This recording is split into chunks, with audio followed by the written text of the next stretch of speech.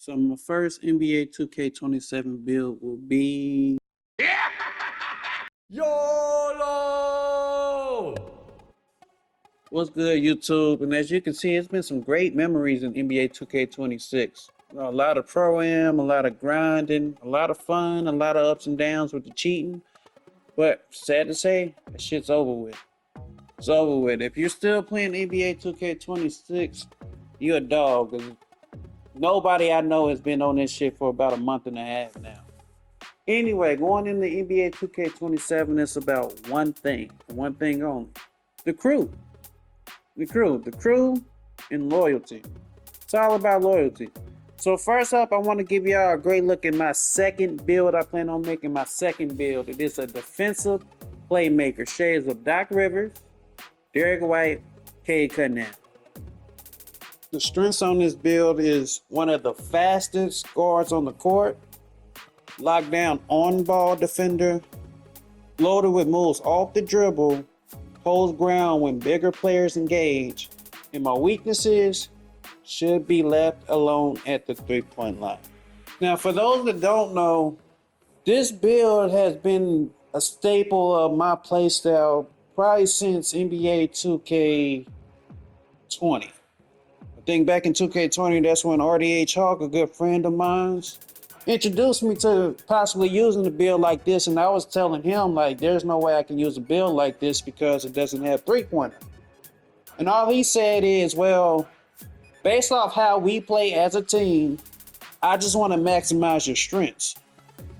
Shooting was not my strength. It's not that I couldn't shoot, it's just I was so good at so many other areas.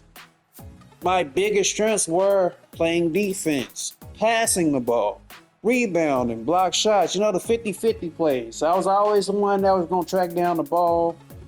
I was always the one getting easy buckets inside. I didn't really need a three-pointer to be successful. And that carried me into NBA 2K23 when I met my current teammates and we won a championship pretty much with a build just like this. I did not have three ball. I was just dunking everything, and I got block shots, offensive rebounds, things like that. And that's what made the build go. And there's three reasons why I want to use a build like this. First reason, NBA 2K errors. I plan on using this build with the current Orlando Magic. That's what I did in NBA 2K23, and it was so much fun. As if we get into the attributes, the best thing I liked about this build was that I felt like it coincided with everybody I was playing with.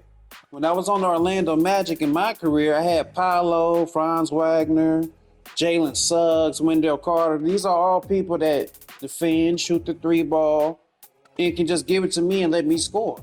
And if you look at my team, based off how we've been over the years, that's how we play. They all can play defense, shoot the three ball, cut when needed, but allow me to be the playmaker and defender that makes the team go. Alongside with that, if I want to go play 1v1, which I do a lot of, as y'all can tell by my other videos, this is a guy that I feel like not only can hold his own against guards, but with the 80 interior defense, Big's going to have a tough time because I'm fast. I still be able to wall up. I got some block for a chase down capability. And I feel like I'd be too strong with the 85 strength for little guards and too fast for anybody bigger than that. My defense is going to hold its own. Only changes I think I would make to this build is I probably will up the mid-range to a 90. And that's just dependent on how cap breakers are going to work. How well is timing and position going to matter? Because if positioning is going to matter, one, I don't need rebound for 1v1, but if I play Team Pro-Am or something like that, I can lower that down to 60. I'm looking at the speed and agility. If it's about anticipation and timing, I could bring that down. I could bring strip down to about an 80. I'm going to keep the 85 vert because this is probably the only build I'm going to have that has that. And I will up my drive and dunk and drive and layup. Also, I'm looking at cap breakers. When it comes to the defense, I want to get 92 perimeter just because I know in NBA 2K26 that was the staple. But the way it's looking, because your wingspan affects so much, a lot of people are not going to have 92 interior perimeter defense. They're not. Most people are probably gonna rock that 85. I expect to see a lot of builds with 80. Again, once cap records come out, people get a hang of the game, it might change. It might be something different, but for now, first build, like first time coming out with a build, obviously this is gonna be my second build, but first time playing with something like this, I feel very confident that I'm gonna be able to maximize my strengths and the things I do well. One other big thing I'm curious to see what happens in this year's game is close shot going to matter? I had a build with like 95 close shot, and I swear to God, I couldn't make nothing by the rim in 26. Based off the clips I've seen, that should be changing, but again, once people start complaining about post scores and stuff, I'm curious to see if it sticks or not. Speaking of loyalty, going into NBA 2K27, the reason why I'm capping off how many people can join the crew and everything, it's because they already said you can fill the arena with jerseys and everything at the 2K HQ, but I really want to know who's really rocking the purple and black. For me, this has been a team that's been established since NBA 2K18. And it really was established before that. That's just when I made the logo.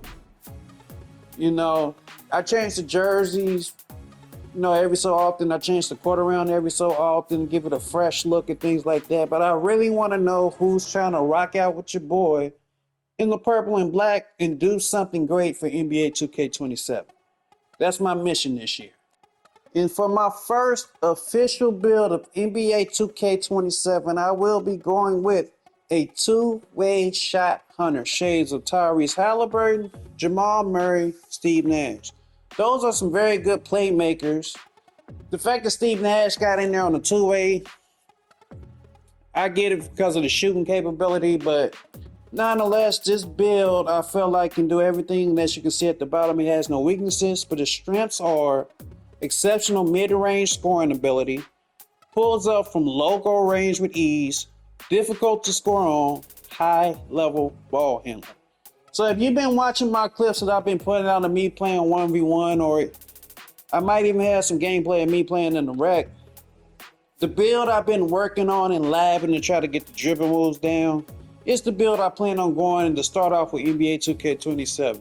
6'6", 215, 6'8 wingspan. Now with that 6'8 wingspan, I cannot get 91 3 ball. I will say it again, with the 6'8 wingspan, I cannot get 91 3 ball. That means I will not be able to get the new logo. I can't remember what it's called, but the new deep bomber thing, badge thing that's supposed to activate. I think it's zip code shooter or some shit like that. I can't get that because I won't be able to get 91. However, the reason why I went with 6'8 as opposed to going 6'7 to actually get it, you can't, if you lower your wingspan, you can't get the defense. And I was very adamant on getting the 92 perimeter defense. Again, the game is probably going to be different from NBA 2K26. I understand that, but I know what works for 2K. And for my play style, it's better for me to have the defense, especially since I'm not going to be able to rebound and do some of the other stuff that you just saw with the other build. It's better for me to be able to have the defense, shoot the shots that I need to shoot, and still set my teammates up to be successful. The big thing with this build, I'm going to tackle that god-awful build specialization of playmaking. And the bullshit I seen on there is ridiculous. I really wanted to slap the shit out of somebody at 2K. I swear to God. Now, the thing that's going to be different about this build going into my career, I plan to do the eras. I actually want to play in the Kobe era as we look at the attributes here. The reason being, I want to be either a part of the Seattle Supersonics or the Vancouver Grizzlies. One to either bring back those uniforms, but in Seattle, I possibly could help my boy Ray Allen win the championship. I don't know if the trade is going to happen or not, because obviously he's on the Bucks when you start out. But if I can, I want to help Seattle win the championship. And I'm a little curious, if I start winning championships with Seattle, do they stay a team? Do they not relocate to OKC? What happens in that particular story mode? But besides that, playing one-on-one, I think it's kind of obvious. If I can shoot from 3 ball, you got to guard up. If I can get to the rim and finish consistently, You got to give me some space. And if you just leave me in between, I'm going to learn how to midi fade and be able to score from the mid-range. And the big thing with this build, cap breakers, first thing I'm looking at is mid-range to 95. As I said before, I'm doing the playmaking spell specialization just to up my pass accuracy and get like the 93 ball handle that I had with my other guy. But I'm excited to see what this build can do. Again, going with the 6'8" wingspan, my perimeter defense can get to that 92 that I want. The steal is not the same. So in NBA 2K26, if you got 79 steal, you can get the silver interceptor and silver glove. It's not like that on NBA 2K27, so I lowered the steal on this build, and you have to sacrifice something from your build from 26. There's no way you can make the same build unless you got like a power forward or something. So I sacrificed that. I really don't plan on touching like the physicals too much. If anything, I would try to get more agility.